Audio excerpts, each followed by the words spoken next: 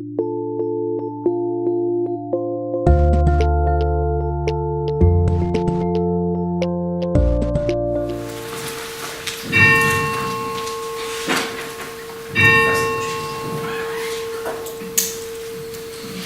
bonsoir à toutes et à tous. Bienvenue pour ce conseil municipal de rentrée. Ça a l'air très calme dans les rangs, je vois que c'est la rentrée.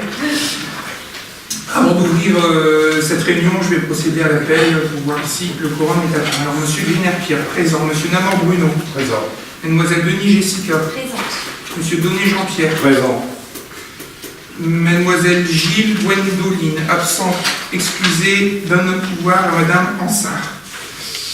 Monsieur Jasinski Damien, absent, excusé, donne pouvoir à Monsieur Namor. Mademoiselle Camille Coquelet, absente, excusée, donne pouvoir à Madame Nicole Champion.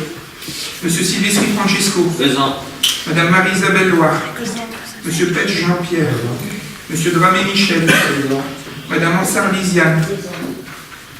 Madame Champion Nicole. Présent.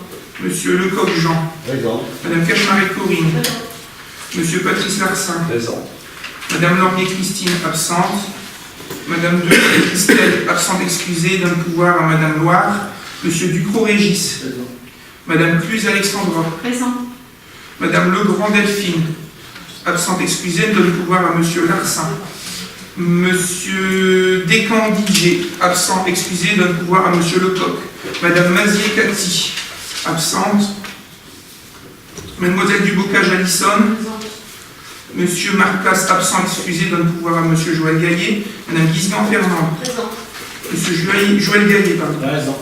Monsieur Patrick Colébaki. Présent. Madame Dubois Jacqueline, absente. Très bien, le quorum étant atteint, nous pouvons démarrer cette réunion, cette séance de conseil municipal. Le premier point à l'ordre du jour étant l'approbation du procès verbal de la dernière réunion de conseil municipal qui a eu lieu le 11 juillet. Juste avant cela, avant vos remarques, la nomination d'un secrétaire de séance, j'ai oublié, Monsieur Ducrot, comme d'habitude, pas de remarques particulières. Très bien, Monsieur Ducrot assumera les fonctions de secrétaire de séance. Donc le premier point à l'ordre du jour, effectivement, c'est l'approbation du procès verbal du dernier conseil municipal du 11 juillet. A-t-il des remarques particulières? Non, c'est bon pour vous. Je peux dire qu'il est approuvé à l'unanimité. Je vous remercie. Les informations auprès du conseil municipal dans le cadre des ratifications des décisions du maire. Un contrat avec la société de Gilles de Quiérin, les petits quinquins pour la retraite au flambeau. Donc ce contrat a été passé avec M. Thomas Guillemant, afin de permettre une prestation de 20 à 25 Gilles et 10 musiciens lors de la retraite au flambeau du 14 juillet, de 20h à 23h pour un montant net de 1 650 € TTC.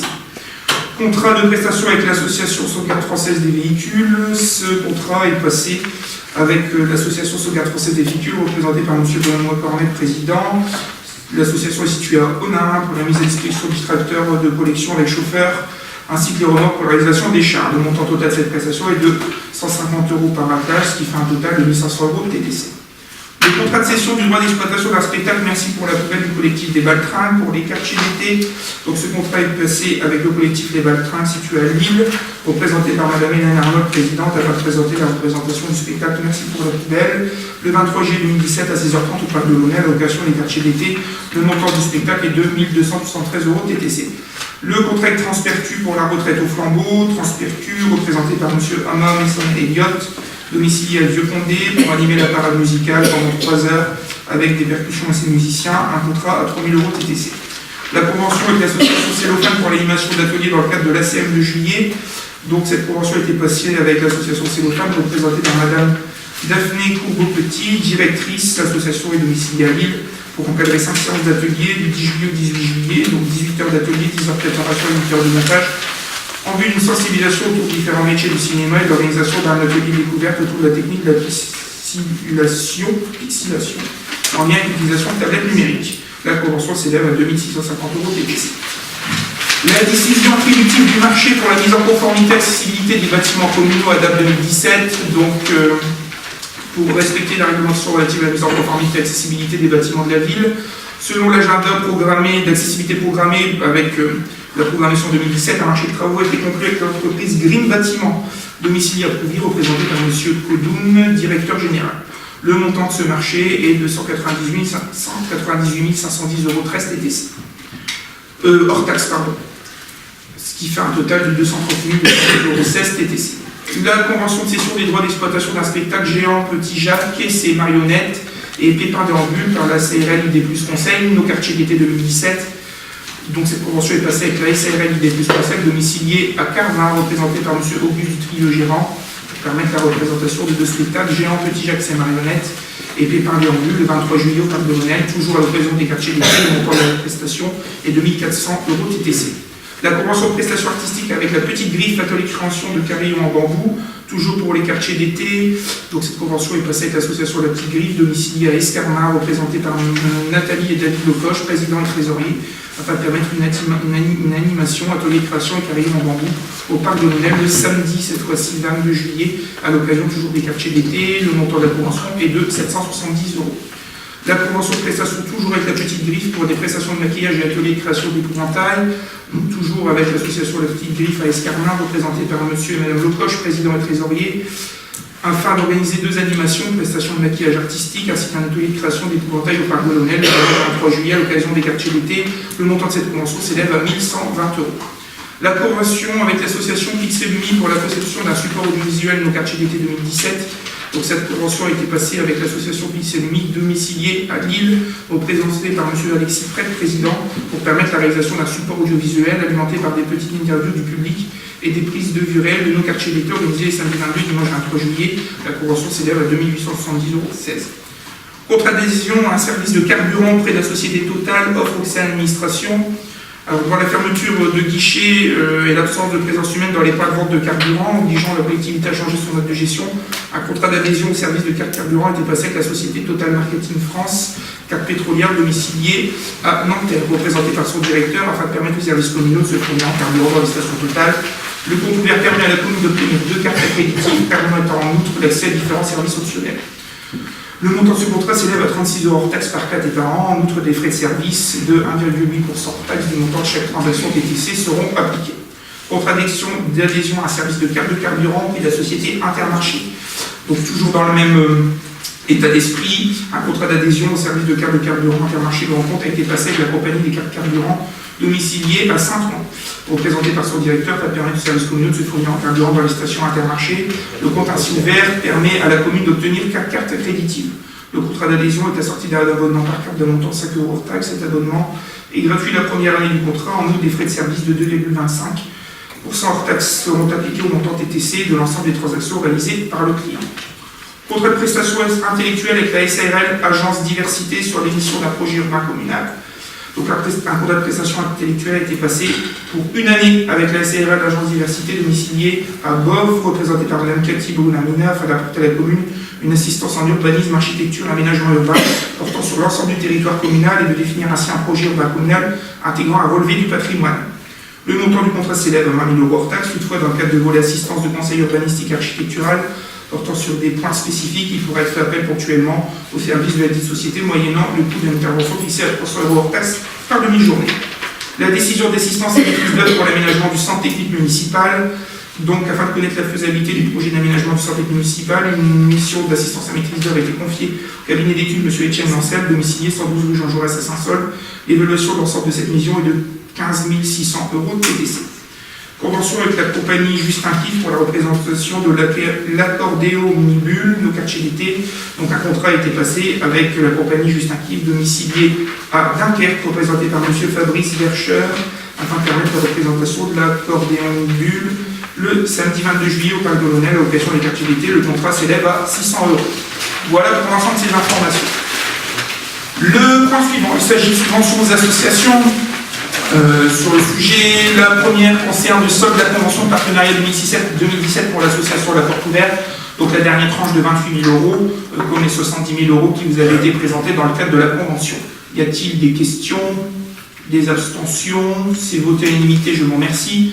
Le point suivant, il s'agit du solde de la convention de partenariat 2017 correspondant à l'action éveil et culture musicale avec l'harmonie, à hauteur de 14 600 €. Y a-t-il des questions, des abstentions, des votes contre?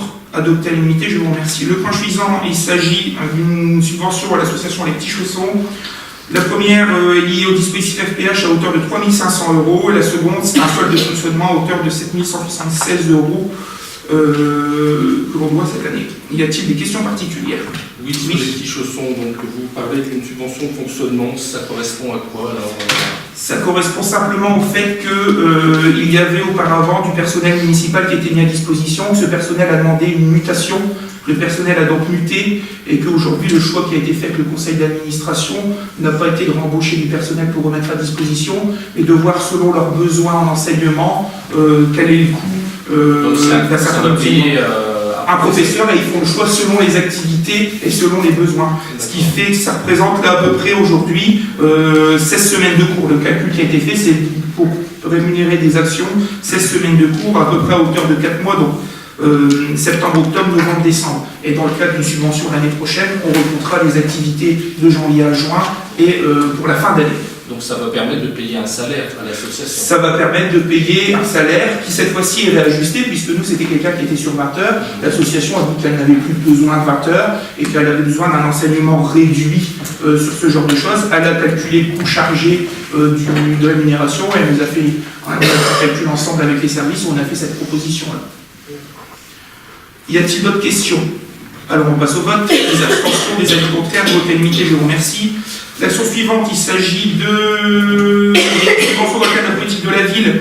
Point fort, donc 2 actions dans le cadre du contrat de ville, lieu, ressources relais, du diplôme à l'emploi, une participation communale à hauteur de 7 600 € et complétée de 7 600 € par les services de l'État dans le cadre de la politique de la ville.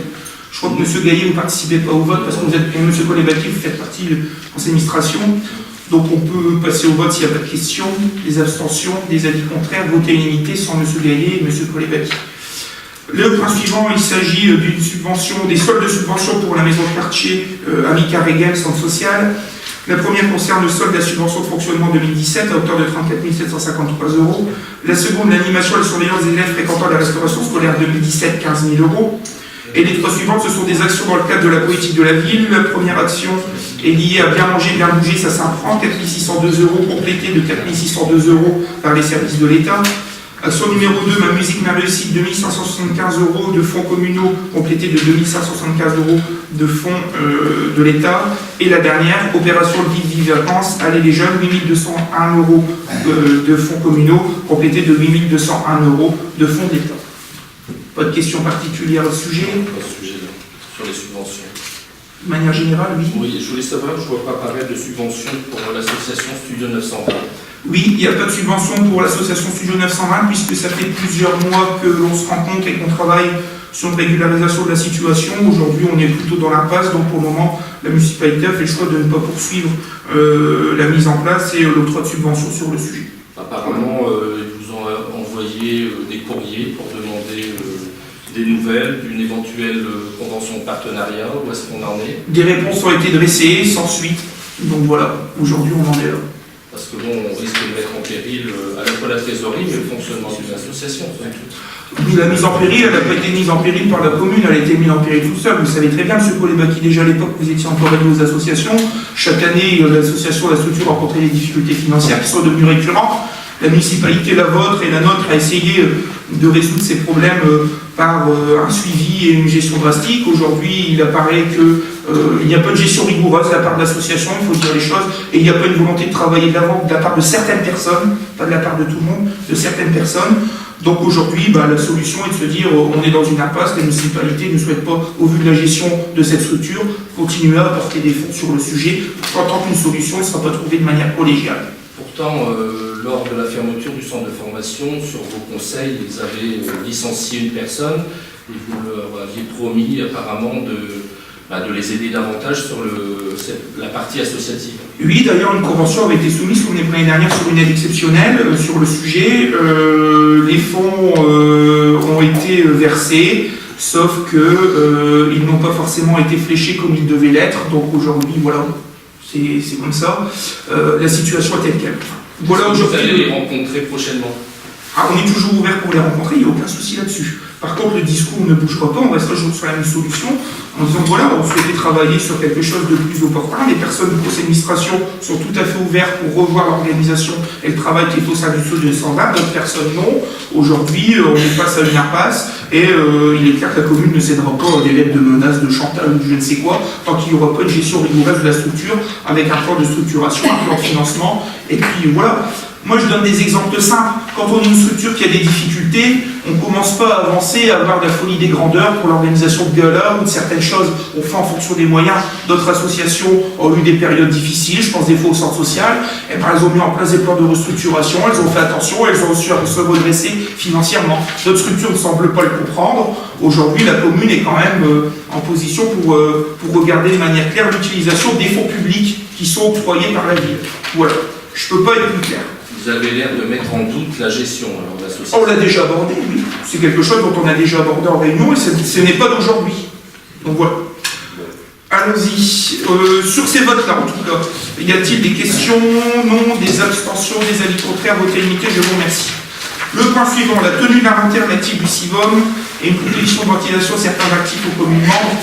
En fait, dans le cadre des restructurations du CIVOM, notamment pour passer en CIVU, qui se concentrera sur la gestion de l'équipement qui est la piscine du CIVOM. Un travail est entrepris avec les communes, les services du CIVOM, mais aussi le percepteur, M. Gaucho et notre nouveau percepteur, afin de ventiler le patrimoine qui n'avait plus rien à faire dans les actifs du CIVOM du fait de ses compétences limitées. Pour la commune de Quiévrochin, il s'agit notamment de plusieurs voiries, une voirie qui longe le LEP qui est sur le territoire communal de Quiévrochin, une voirie qui était liée à l'opération en rue dont la maîtrise d'ouvrage était déléguée au CIVOM, les opérations étant terminées, ça doit intégrer les actifs communaux et ça doit être après intégré dans le domaine public communal. Des questions aussi de FTU, quand le CIVOM avait encore une compétence politique de la ville, il y avait des dossiers FTU qui avaient été mis en place, et un certain nombre de mobiliers, d'actions avaient été menés à ce moment-là. Ces actifs-là, de par la perte de la compétence, doivent être intégrés dans les actifs de la commune. Et dernièrement, des actions aussi qui avaient été menées dans le cadre de la politique de la ville, notamment un jardin pédagogique qui avait amené un certain nombre d'achats. Aujourd'hui, le CIVOM étant plus compétent, ces actifs-là devraient être intégrés et amortis sur les fonds communaux. Voilà un petit peu l'explication. Même chose pour Crépin, Saint-Hébert, Tivancelle. La seule chose de différente par rapport aux trois autres communes, c'est que les autres communes ont aussi l'intégration d'un certain nombre d'ouvrages d'assainissement qui devront après redéléguer au syndicat d'assainissement, puisque Quiévrochin, bien avant cela, avait déjà avait déjà quitté la compétence assainissement qui était proposée par le CIVOM. Par contre, sur le terrain Oui, allez-y. Il n'y a pas de souci, yes. En ce qui concerne le terrain de l'ancien IEP, oui. On garde la maîtrise foncière, ça a été vendu. Ça a été vendu. Donc on met simplement l'actif. Le terrain? Oui. D'accord, mais pas le bâtiment. Mais pas le bâtiment. D'accord. On prend que l'assise foncière. Oui, et puis la voirie qui est sur les abords. Donc on aura l'entretien et la gestion de ce patrimoine nouveau. Absolument. D'accord. Pas de question particulière. Forcément, les voiries doivent être intégrées dans le domaine public communal. Recalcul pour la DGF, c'est pas la DGF qui va venir compenser l'entretien des voiries, nous sommes d'accord. Mais c'est une intégration. C'est une réalité aussi aujourd'hui parce que ces voiries sont là, le CIVOM ne peut plus intervenir dessus, ayant perdu la compétence, le percepteur n'accepterait pas que le CIVOM engage sur ses fonds des travaux de rénovation de voiries, que ce soit même la rue des Haubois ou cette rue-là, alors c'est la rue Pelleroux du côté de Crépin au niveau de la rue des Haubois, il y a l'enrue, il faut faire attention. Donc, comment? Il y a l'enrue. Oui, mais leur rue est terminée. Leur rue est terminée. Oui, mais on a tout repris dans le domaine public ou on l'a mis? Non, aujourd'hui c'est dans l'actif du CIVOM. L'objectif c'est d'intégrer les voiries de Crépin qui étaient concernées par la rue dans l'actif de la commune de Crépin, les voiries de l'enrue qui étaient sur le territoire de Quiévrochin, les intégrer dans l'actif de Quiévrochin, et une fois s'intégrer dans notre actif, de faire les classements dans le domaine public pour après mettre à jour notre DGF. Y a-t-il d'autres questions? S'il n'y a pas de questions particulières, on passe au vote. Des abstentions? Des avis contraires, vote est limité, je vous remercie. Le point suivant, il s'agit de la contre-allocation terrain nu pour les parcelles rue Jean Jaurès, le groupe de Philippe Bernier. Donc M. Bernier occupe ces parcelles maintenant depuis un moment, il était obligation pour nous de les régulariser. La proposition qui est faite, c'est de faire une location pour terrain nu de 2 ans, avec une tarification, donc il prendrait avec une date d'une durée qui serait effective au 1er octobre 2017 jusqu'au 30 septembre 2019. Le coût du loyer annuel d'ensemble des parcelles est de 200 €. C'est un coût supérieur au coût agricole parce qu'il n'est pas forcément recensé comme agriculteur, même si même plus ou moins une activité agricole. Et c'est aussi un coût qui n'est pas forcément trop élevé par rapport au tarif agricole parce qu'on pourrait dire qu'on fait un peu de spéculation et qu'on loue des terres agricoles au plus fort, ce qui ne peut pas être fait. Voilà un peu vos informations. Régularisation, encore une fois, d'utilisation de terrain pour éviter d'avoir des terrains utilisés sans contrat. Des questions particulières? Non. On passe au vote. Des abstentions, des avis contraires, vote limité, je vous remercie.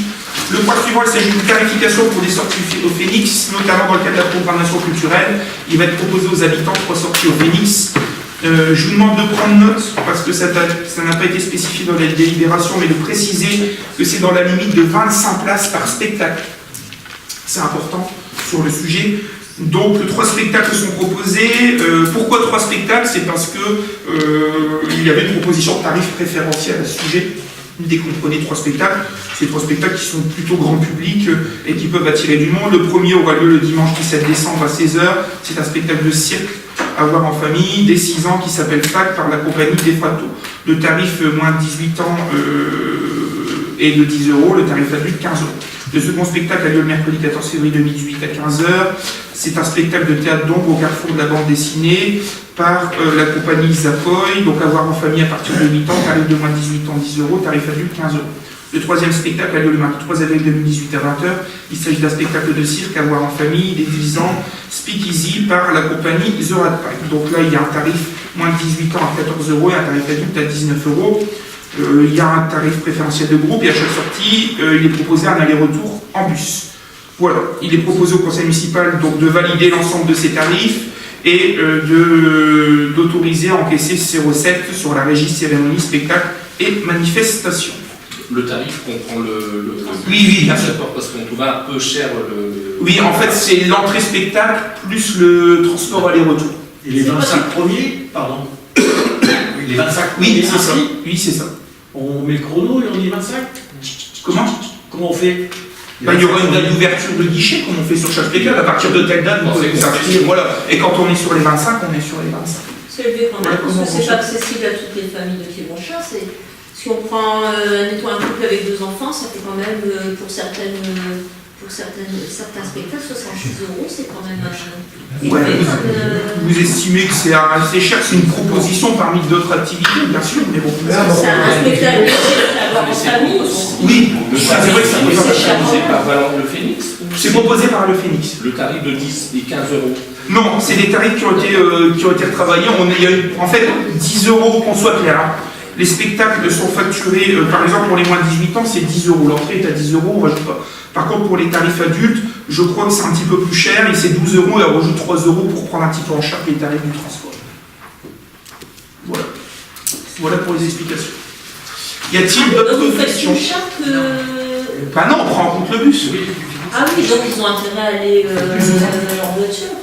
Ah bah, si vous estimez qu'ils veulent aller en voiture, non, mais ils vont en voiture. Je vois pas l'intérêt. Après, vous estimez que les tarifs seront élevés. Moi, je me souviens d'une fête de la musique où les entrées étaient payantes à hauteur de 20 €. Pourtant, c'est une fête tout public. Donc bon, 20 € par personne, c'est pas forcément accessible au prix. Mais voilà. Donc voilà. Après, c'est une entrée directe Phoenix. Souvenez-vous qu'il y a un tarif préférentiel pour 3 spectacles. Si vous prenez un spectacle seul, vous-même au Phoenix et que vous allez en voiture, ça va vous coûter beaucoup plus cher. Okay. Je vous ferai remarquer quand même qu'on a donné la possibilité à des associations d'offrir des places à leurs adhérents et les jeunes ils sont allés gratuitement. Ouais, je me souviens de ça, mais je me souviens aussi à l'époque, pour en avoir parlé, Michel Lefebvre, d'un courrier du sous-préfet qui attirait l'attention sur les questions de place que la municipalité offre à des associations et d'autres personnes, qui plus à l'époque, c'est en période électorale, je crois, une semaine des élections municipales. Allez, allons-y, on passe au vote. Y a-t-il des abstentions, des avis contraires, vote limité? Je vous remercie. Le point suivant, la demande de subvention ZIC, donc c'est une sollicitation du ZIC auprès des services de Valenciennes Métropole dans le cadre du projet d'aménagement et de réhabilitation du stade Jean-Claude Cheval. Aujourd'hui, le maître d'œuvre a terminé ses opérations. Plusieurs consultations ont été faites, notamment dans le cadre des quartiers d'été. Nous ne manquons pas de venir vous présenter, au moment des attributions des marchés, on demandera à M. Binon, le maître d'œuvre et faire une présentation un petit peu du projet sur le sujet. Quand bien même aujourd'hui, nous allons passer certainement dans la phase des consultations des entreprises, donc lancer les appels d'offres, qu'on soit clair. Nous allons solliciter le fonds de soutien d'investissements communaux qui est proposé par Valenciennes Métropole afin de compléter le financement de cette opération. Un tableau de financement vous est présenté en annexe. Globalement, l'opération totale du projet est autour des 845 539 € de TTC. Les recettes sont présentées de la manière suivante. Une subvention DDU de 211 520 € qui représente à peu près 24,96% des financements du projet. La FCTVA qu'il faut prendre en compte avec le ZIC, même si on le récupère dans 2 ans, mais elle doit être prise en compte dans le cadre des calculs parce que le ZIC se fait sur une assiette en fonction de la participation et du FCTVA. Donc 139 030 €, 16% du budget. La subvention ZIC, nous sollicitons à hauteur de 111 019,60 €, 13% du budget, et la part de la commune en termes d'autofinancement, 385 965,54%. L'objectif de cette libération est d'approuver ce plan de financement, d'approuver la demande de subvention et d'autoriser M. le maire à solliciter la communauté d'agglomération de Valenciennes Métropole pour son obtention. Et puis, ça sera un sujet qui sera mis à l'ordre du jour certainement d'un prochain bureau communautaire. Voilà. Plan de financement. Et on fera la présentation avec l'attribution des entreprises et le maître d'œuvre. Je demanderai qu'on mette un petit écran si on peut vous présenter et discuter, que l'architecte puisse vous expliquer un petit peu l'état d'esprit qu'il a développé autour de ce projet. Pas de questions particulières? Oui, pas de souci. Si on est d'accord, Oui. j'en aurai. Allons-y. Bien, j'ai un premier projet qui date de décembre 2014. Oui. Par ville, 52 000 €. Oui. 2 ans plus tard, 385 000 €, 729% d'augmentation. D'accord? Ensuite, c'est un projet qui s'inscrit dans le carroyage politique de la ville, quartier prioritaire. Est-ce que vous avez été chercher des subventions dans le cadre de la politique de la ville? Vous mettez un projet qui coûtait 264 000, il en coûte aujourd'hui 800 000. Si on prend en considération les demandes des habitants, les besoins des populations, parce qu'en politique de la ville, c'est quand même un public qui tous les critères sont au rouge pour faire partie des 1000 habitants en politique de la ville. Quand on sait qu'il y avait 40% de la population du Valenciennois qui était en politique de la ville, maintenant il n'y en a même plus 8%, c'est qu'on est vraiment prioritaire. Donc ici il y a un projet avec une participation communale, vous avez fait l'effort, vous avez fait un effort, 729% d'augmentation. Et vous n'allez chercher rien du tout en ce qui concerne la politique de la ville. Je crois qu'on n'a pas eu le même plan de financement. DDU, Et alors DPV, dotation politique de la ville, subvention d'investissement dans le cadre d'aménagement dans les quartiers prioritaires. 211 520 €. Non, non, le DDU, on l'avait avant quand on n'était pas en quartier prioritaire. Ah non, je suis Ah, pas si, d'accord. alors, pardon. Ce Gaillet sollicité une réunion avec monsieur le sous-préfet, il vous fera une leçon sur les questions d'organisation de la politique de la ville. Aujourd'hui, la subvention qui a été sollicitée, c'est une solution qui s'appelait DDU en 2014. La nouvelle mouture politique de la ville 2015 s'appelle DPV, dotation politique de la ville, propre à l'investissement, à la hauteur de 211 520 €. Pour revenir sur l'enveloppe budgétaire, à l'époque, quand il a fallu monter le dossier de subvention, il a fallu faire un montage, une estimation, je ne vais pas dire à la louche, de ce qui se passait en termes d'investissement. Il a fallu la faire en vitesse, dans le sens où les dossiers devaient être déposés, je crois, pour fin mai, et nous avons dû délibérer en conseil municipal courant mai ou en juin 2014, si nous voulions avoir une subvention dans le cadre de l'année 2014. Ne voulant pas perdre de sujet, nous avons travaillé sur ce dossier de réaménagement, parce que c'est un chantre au niveau de la commune, en plein centre-ville, et qu'on estime qu'il y a un potentiel en plein quartier, à proximité des écoles, du centre social, de la salle de sport, et il y a un projet de cadre de vie à faire autour. Nous avons donc fait un estimatif qui était certes moins important sur le sujet, parce que les opérations n'étaient pas aussi importantes qu'elles sont prévues aujourd'hui. Les choses ont été revues, ont été discutées, nous avons un estimatif qui est là, nous allons chercher du ZIC, nous allons chercher la dotation politique de la ville, des DU si vous voulez sur le sujet, et nous gardons quand même un autofinancement à hauteur de 385 000 €. Je vous inviterai à trouver énormément de communes qui arrivent à faire financer encore aujourd'hui plus de 50% de leurs projets par des fonds extérieurs, que ce soit des fonds de soutien aux investissements communaux ou des fonds de soutien politique de la ville. La dernière chose que je voudrais venir sur vos 700 et quelques pourcents ou quoi que ce soit. Bah oui, non mais c'est mathématique. Je suis tout à fait d'accord. Je me souviens de votre adage de votre professeur de mathématiques, ou ne sais plus quel professeur, qui parlait des bikinis avec les chiffres. Les bikinis où manque beaucoup de choses mais cachent l'essentiel. C'est la même chose avec vos 700%. Oui. Si vous voulez qu'on parle de chiffres, on va parler de chiffres. Parlons de l'église Saint-Martin, vous l'aviez estimé à 700 000 €, on a une facture d'1,4 million. Et quand je suis arrivé en fonction en 2014, il manquait 700 000 €, 1700 000 € budget pour la finaliser. Donc pas de leçons sur la sobriété et sur l'utilisation des estimatifs des fonds publics, s'il vous plaît quand même. Mais monsieur le maire, on ne s'est pas compris, je vous ai dit tout à l'heure, vous avez fait l'effort d'investir à hauteur de 729% d'augmentation. Vous nous dites, maintenant la DDU, c'est la politique de la ville. Et vous nous dites, vous en connaissez beaucoup de villes où on a 50% de subvention. Je vous fais remarquer que la subvention DDU, c'est marqué dessus, c'est pas moi qui dis, c'est vous qui l'écrivez. 25%, 24,96%. Et le ZIC, c'est quoi? Et attendez, vous savez combien vous l'aviez estimé? Le montant de la DDU, 2 ans auparavant, 80%. Donc bien c'est sûr, vous qui l'écrivez sur les estimatifs. De 80%, vous passez à 25%, et vous faites un satisfecit de ça. Monsieur Gaillet, humilité, monsieur le maire. Monsieur Gaillet, vous énervez pas. Est-ce que ce sont les mouvements sociaux de mardi qui vous ont remonté? Oh, j'en ai l'impression. C'est la couleur de mon anorak. Alors, on va revenir dessus, là, mon crayon aussi, j'ai pris au bout. Pour revenir sur le sujet, simplement, il y a eu un estimatif, reprenons les choses dans l'ordre, un estimatif qui a été mis en place. Vous savez très bien comme moi que les estimatifs sur certains sujets sont faits pour aller chercher des subventions à un moment, mais sont généralement revus quand le projet s'affine. Le projet n'était pas fini, l'objectif était d'avoir un chiffrage, excusez-moi le terme, mais large sur un certain nombre de choses. Le projet s'étant affiné, la consultation des ateliers ont été faits, le conseil citoyen a été consulté, des ateliers au quartier d'État ont été faits, des choses ont été ajoutées, des éléments sont venus s'ajouter à ça, des questions de sécurité, puisqu'au départ le petit plateau sportif n'était pas intégré, on a voulu l'intégrer, on veut resécuriser un peu le site, un certain nombre de plantations vont être ajoutées, ce qui n'était pas forcément pris en compte à l'époque. Aujourd'hui, on est sur une dépense plus importante, je suis d'accord avec vous, mais je ne peux pas vous laisser dire qu'il n'y a que 25% de subventions. Le VZIC, qu'est-ce que le VZIC? Vous êtes conseiller communautaire, vous savez très bien, c'est un fonds que l'AGLO donne aux communes pour qu'elles puissent l'utiliser à un certain nombre d'investissements. Nous utilisons une partie de l'enveloppe qui aujourd'hui s'élève à 500 000 €, elle est un petit peu plus basse en début de mandat. Je remercie le président de Gallet qui a revu l'ensemble de l'enveloppe pour l'ensemble des communes à hauteur de 20%.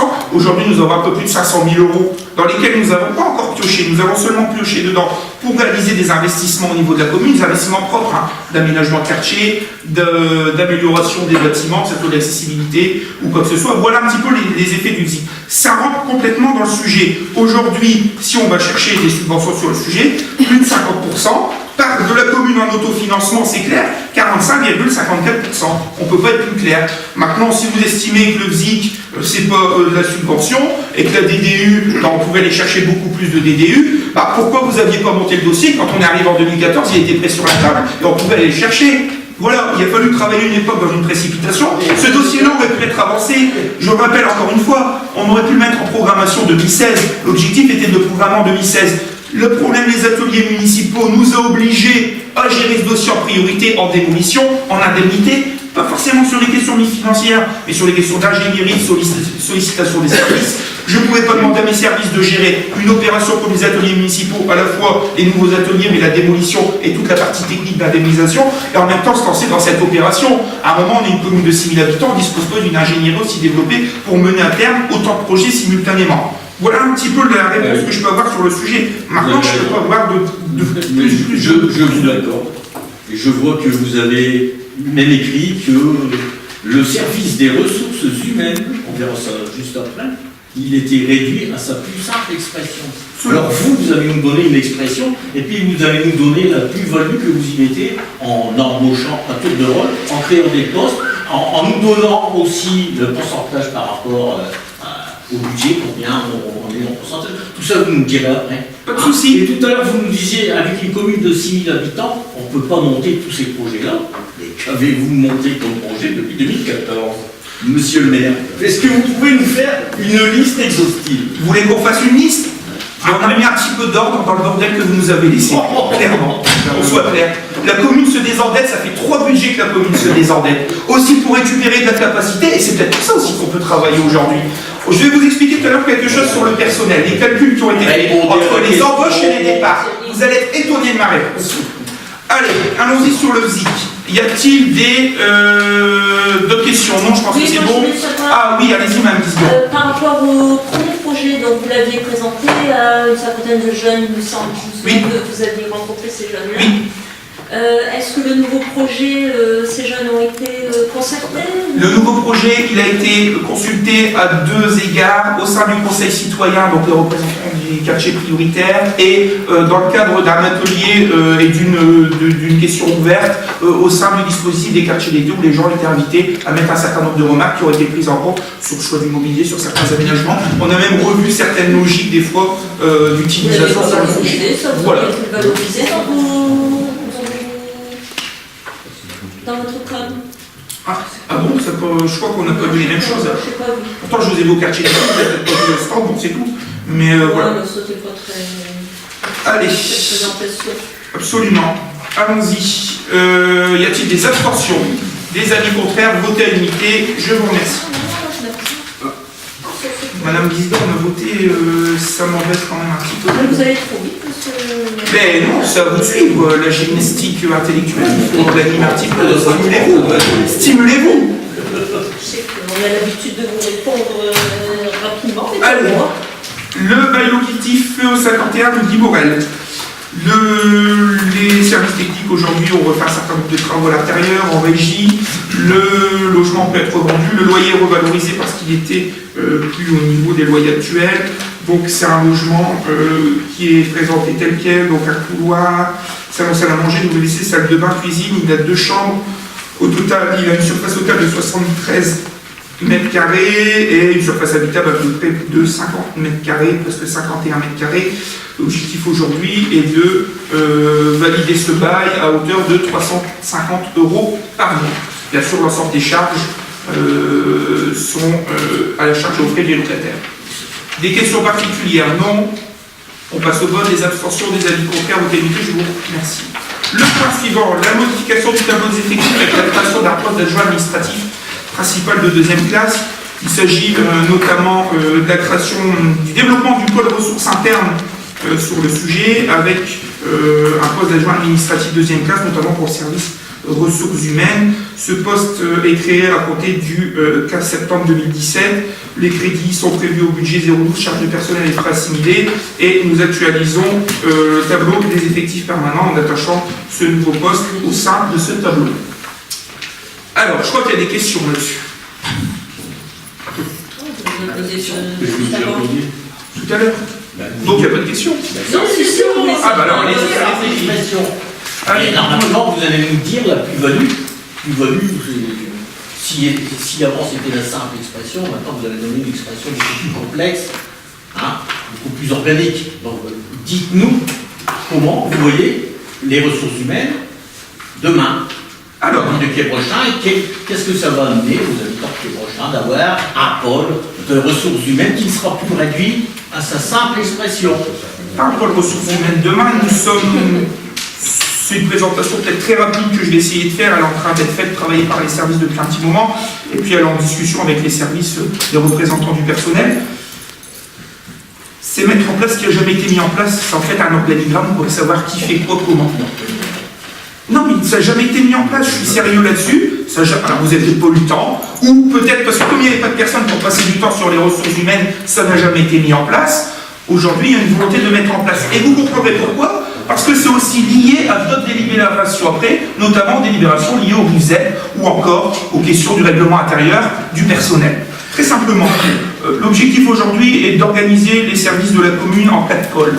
Un pôle ressources internes, avec un responsable de pôle dans lequel sera intégré le service finance qui existe, le service marché public qui était géré en direct par le DGS et qui là va être développé sur le sujet parce qu'aujourd'hui on a énormément de marchés publics à développer à la fois en investissement mais aussi sur du fonctionnement, et d'ailleurs on estime que les marchés publics aujourd'hui nous sécurisent juridiquement et peuvent faire un certain nombre d'économies. Je vous fais le parallèle, par exemple, sur le marché de mutualisation sur les achats de fournitures administratives. On était hors marché, ça coûtait 33 000 € à la commune. Aujourd'hui, ça coûte plus que 11 000. Comme quoi, quand on a un peu de pognon et qu'on gère un marché public et qu'on mutualise, on le fait. Mais il faut du temps, il faut des gens qui sachent le faire et du temps. Or, le DGS avait bien d'autres choses à faire que gérer des marchés publics en direct. Sera intégré aussi le secrétariat général et la question des ressources humaines. Pourquoi la question des ressources humaines? Jusqu'alors, existait un service que j'appellerais gestion du personnel, mené par des personnes qui pouvaient le faire lorsqu'elles avaient le temps. Les payes, tout ça, pas de souci. Par contre, sur la gestion active du personnel, c'était une agent qui, entre autres, gère aussi, chapeaute le CCAS, gère aussi le service d'aide à domicile au quotidien, et chapeaute plus ou moins avec ses collègues l'état civil. Donc, on ne pouvait plus se permettre aujourd'hui de continuer de cette manière-là. Pourquoi? Parce qu'on a des évolutions normatives de plus en plus importantes. On nous demande d'être clair dans le fonctionnement de nos services. On nous demande de mettre en place des RIVZEP et des procédures qui nous obligent à avoir des services du personnel et des ressources humaines beaucoup plus développés. Voilà simplement les raisons de ce développement. Comment ce service va se créer avec un chef de pôle ressources internes et puis le déploiement des équipes en interne et l'arrivée d'une personne pour les ressources humaines sur le sujet. Et le déploiement du pôle du responsable des ressources internes pour apporter, lui, les marchés publics, parce que c'était un volet qui n'était pas développé, en direct. Comment on a financé ce genre de choses? Par une gestion rigoureuse des deniers publics. Dans le montage budgétaire, souvenez-vous ce que je vous avais présenté. On vous avait présenté, calculé sur l'année, le poste d'un attaché principal qui était Karim Bouaziz et qui était DGS qui nous a quittés. Donc, nous avions des fonds dédiés sur ce poste-là et nous avions déjà prévu au budget, je vous l'avais présenté, la possibilité de recruter quelqu'un dans l'objectif de développer les ressources humaines. Donc, par rapport au budget actuel et ce qui était prévu, zéro augmentation. Le responsable ressources internes est un attaché, il remplace un attaché principal, et nous avons un adjoint administratif de deuxième classe qui vient et qui ne coûtera rien puisqu'il va remplacer une autre personne qui va quitter nos effectifs et sur lequel on n'a pas forcément un besoin de remplacement en direct. Donc à la fin de l'année, zéro, aucune augmentation. Après, peut-être avez-vous besoin d'autres informations quant à des recrutements ou des mouvements. Monsieur le DGS a fait un calcul sur l'ensemble des départs des agents qu'on a eu cette année, mais aussi quelques départs qu'on pourrait encore avoir d'ici la fin de l'année sur des informations officielles ou officieuses, et la possibilité de recrutement. Aujourd'hui, dans les calculs qui ont été faits, sachez que si on suit notre objectif avec les recrutements qu'on met en place et avec les départs qui sont prévus, on arrive à la fin de l'année avec une diminution de 47 000 € des charges de personnel. Et quand bien même on redéploie les services, quelle est notre recette? Elle n'est pas miraculeuse. Elle est de recevoir les agents, de rechercher un petit peu quels sont les services qu'on souhaite développer, quels sont les services existants et leurs futurs, auront-ils encore besoin autant de personnel, et est-ce qu'en interne on n'a pas des agents qui veulent se former et peut-être muter dans notre service pour redéployer nos compétences et nos ressources, sans refaire des emplois et des emplois. Maintenant, détournez pas le sens de cette délibération. Moi, je souhaite rappeler simplement une chose, que quand on crée des postes, certes parce que des personnes arrivent, mais aussi je connais une pelletée de communes dont la nôtre faisait partie il n'y a pas encore longtemps, où il y avait 20 ou 30 postes qui étaient inoccupés, mais qui paraissaient encore au budget. Souvenez-vous d'une délibération il y a quelques mois, où on a dit, on met table rase, on supprime tous les postes existants qui ne sont pas occupés, avec l'accord des syndicats, dans le cadre des instances comme le CTP, etc. On l'a fait ici. Non, c'est pas un jeu d'écriture, parce qu'à chaque fois... Non, monsieur Gaillet, on va faire le parallèle. Avant, vous vouliez recruter quelqu'un, ça passait pas en conseil municipal parce qu'il y avait des postes créés qui étaient vacants. Et puis, sans rien dire à personne, on recrutait, puis on dit aux gens, vous avez vu, on recrute personne, nous. Normal, le poste est existant. On a voulu être transparent pour des raisons budgétaires, parce qu'un poste créé doit budgétiser, je vois pas pourquoi j'aurais budgétisé des postes de garde champêtre alors qu'il n'y en a plus aujourd'hui. Donc, on a supprimé ces postes-là, et on s'est dit qu'au fur et à mesure que des agents s'écriteraient, on réouvrirait des postes. Donc aujourd'hui, ça peut paraître un peu banal, ou ça peut paraître dangereux pour vous, parce qu'on crée un poste d'adjoint administratif principal de deuxième classe, qui a un agent de catégorie C, quand même. On n'est pas en train de recruter des gens avec des salaires mirobolants sur le sujet. Non, mais qu'on soit clair. Sur le sujet, maintenant, voilà. Le poste est là, il va être occupé, et notre objectif, et là je reviens vers vous, vous nous disiez tout à l'heure, mais qu'avez-vous fait depuis le début du mandat? L'importance d'un marché commande publique, ça permet de réaliser des projets. Parce qu'on a beau avoir les subventions que vous contestez, l'argent, tout ce qu'on veut, si on n'a pas les agents qui ont du temps pour créer des marchés publics, pour qu'on puisse passer le commande et réaliser des travaux, des aménagements, on prend un peu de temps. Et ça met un petit peu de temps. Aujourd'hui, pour être beaucoup plus opérationnel dans la gestion de la commune, et pour nos successeurs, soit aussi opérationnel, je veux des services qui soient organisés, et que quand on veut y appuyer sur un accélérateur, ben on appuie sur un accélérateur et ça se met en place. Voilà simplement mon explication. Est-ce que j'ai été très exhaustif et clair? Vous avez été très exhaustif. On verra au plan administratif de 2018. On le verra. On le verra au Très bien. plan administratif. Et on verra si la charge personnelle reprend. Absolument. On verra le ratio. Puisque Très vous bien. avez les ratios et les professeurs d'économie qui parlent de ratio. J'adore ça. Vous le savez très bien. Allons-y. Y a-t-il des questions? Non. Alors, des abstentions. 3 abstentions plus une 4e représentée. Et des avis contraires. Non, c'est bon. Voté à la majorité. La mise en place du nouveau régime indemnitaire RIVZEP pour les agents communaux. Encore une raison de créer un service ressources humaines. L'objectif du RIVZEP est simplement de revoir les conditions du régime indemnitaire des agents pour caler le fonctionnement du régime indemnitaire des agents de la fonction publique territoriale sur la fonction publique d'État. Aujourd'hui, les agents quittent un certain nombre de régimes indemnitaires. Demain, le RIVZEP va revoir ces régimes indemnitaires en mettant une part fixe, une part variable qui sera jugée selon l'engagement professionnel, l'évolution de carrière des agents, le travail qui est fait, l'expertise. Cela a besoin d'être évalué. Cela va être évalué et ces agents-là ont besoin d'être dans un cadre. Demain, si on n'a pas d'organigramme, qui va juger que tel agent, quel supérieur hiérarchique, clair, écrit, notifié quelque part, pourra juger son agent, à niveau inférieur, si on peut se permettre ça, pourra juger le travail de ses équipes et pourra rendre compte au service de ressources humaines par des entretiens individuels qui doivent être obligatoires depuis 2001 mais qui n'ont jamais été mis en place à Kievrocha. Mais on va le mettre en place, on est en train de le faire. Un service ressources humaines, c'est pour ça aussi, pour gérer ce RIVZEP. Voilà encore l'une des raisons aussi de la création d'un service RH, de la mise en place d'organigrammes et d'outils. La délibération suivante va aussi dans le même sens. Voilà, c'est ce que j'essaye de vous expliquer. La chance qu'on a aujourd'hui par rapport à les périodes où ça a été délibéré au sein des instances, c'est que l'ensemble des décrets ont été parus. C'est-à-dire que pour les personnes qui étaient au CTP doivent s'en souvenir, les décrets catégorie A, catégorie B étaient parus, mais pas catégorie C. Depuis juin ou juillet, les décrets catégorie C sont parus, donc l'application pourra se faire pour l'ensemble des agents. C'est une application qui va se faire sur une durée de 2 ans en transition. Pourquoi ? Premièrement, par la mise en place du service qui va demander du temps pour créer cet organigramme, les entretiens individuels, etc. Et deuxièmement, pour lisser aussi les questions indemnitaires, et du jour au lendemain, on ne dise pas à un genre, ton régime diminue, ou au contraire, il double sur le sujet. Qu'on ait le temps de lisser, d'organiser et de travailler avec les services sur cette organisation et sur cette répartition du nouveau régime indemnitaire dans le cadre du RIVZEP. Voilà la présentation que j'avais à vous faire. Il y a peut-être des questions précises, je suis prêt à vous répondre dans la limite de mes compétences. De toute façon, c'est ce que l'État demande de mettre en place. De toute façon, on n'a pas le choix. Ça se fait pas. Mais non, mais je connais le processus, mais on n'a pas le choix. Avec une part fixe, une part variable, c'est un peu très dangereux, je trouve, et beaucoup de syndicats fonctionnaires ont trouvé à redire sur le principe. L'État a choisi, plutôt que d'augmenter le point d'indice qui est gelé depuis des années maintenant, préfère qu'on mette en place des primes qui peuvent être remises en cause d'un moment à l'autre. Et qui seront remises en cause à la retraite. Et sont prises en compte totalement, partiellement au moment de la retraite. Aux représentants du personnel de saisir du sujet. Syndical, on va dire. Des questions particulières sur cette question? Non, on passe au vote. Des abstentions, des avis contraires, vote unité, je vous remercie. Le dernier point qui est à l'ordre du jour, il est lié aussi aux besoins d'un service ressources humaines. Mise en place d'un règlement intérieur, il y a c'est pas le dernier point, c'est l'avant-dernier point. Mise en place d'un règlement intérieur pour le personnel communal, comme toute collectivité, il n'y avait pas de règlement intérieur. Aujourd'hui, il y avait un besoin.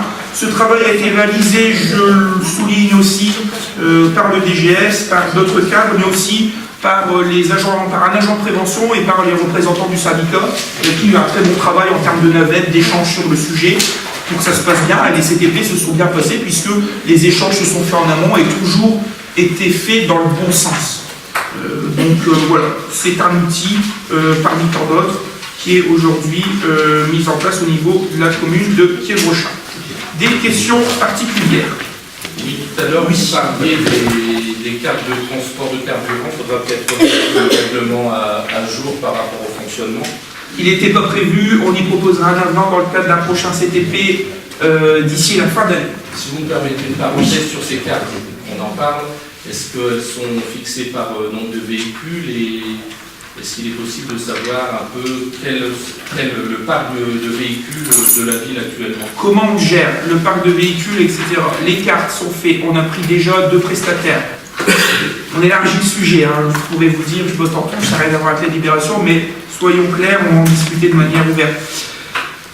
La difficulté, c'est qu'aujourd'hui, les plaques carburant se faisaient à une station qui va arrêter le fait d'avoir un agent sur place.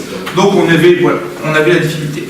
Le choix était de choisir de prendre des contacts. Il existe une station-service sur Quiévrochin, mais les services par carte ne sont pas développés par cette filiale-là, ce qui est malheureux. Sinon, on aurait privilégié la station sur Quiévrochin. 2 autres stations ont été contactées parce qu'elles sont aussi à proximité, parce qu'elles ont aussi des voies de visibilité nationale sur des déplacements qu'on peut y avoir, comme il y a eu avec les jeunes dans le cadre du séjour au Grand Jet ou dans le cadre d'autres déplacements. Total, Intermarché, hein, ils ont aussi une proximité dans le sens où Intermarché a sa plateforme à côté et Total est juste à Quiévrain, c'est une carte internationale, donc ça pose pas forcément de problème. Aujourd'hui, le but c'est d'avoir une continuité et de ne pas y avoir en rade de gasoil ou d'essence sur le sujet. Comment vont fonctionner les cartes? Les cartes Total, il y a toujours une carte qui est dans une carte de chaque groupe qui est dans une armoire forte chez le DGS, et la deuxième carte de Total, puisqu'il y en a 2, est dans l'armoire forte du directeur des services techniques, avec une carte Intermarché. Reste ensuite 2 cartes Intermarché, une qui va être au sein du service technique, alors aujourd'hui ils sont séparés en 2 sites, mais au-delà de ça, ça sera au sein du centre technique, et le responsable, quand un véhicule doit faire le plein, quelqu'un viendra chercher, le responsable donnera la carte, on viendra lui rendre la carte. Ce n'est pas des cartes nominatives par véhicule, que ce soit Total ou Intermarché. Hein. Et la seconde est au service de police municipale, quand il y a besoin de faire un renouvellement de gasoil. Les autres cartes qui sont en stock, c'est en cas de perte, ou c'est en cas d'un déplacement ou d'autres choses sur le sujet. On vient chez le DGS, c'est à qui donne la carte, on doit lui rendre, on lui donne la notification du coût, le véhicule, le kilométrage, pour que ça soit géré de cette manière-là. C'est ce qui se faisait à peu près aujourd'hui, avec entre guillemets les carnets de bord qui seront toujours là, mais avec un carnet qui était par véhicule. Cette fois-ci, étant par carte ayant une traçabilité mensuelle, on fonctionne de cette manière-là. Est-ce qu'on est clair sur le sujet?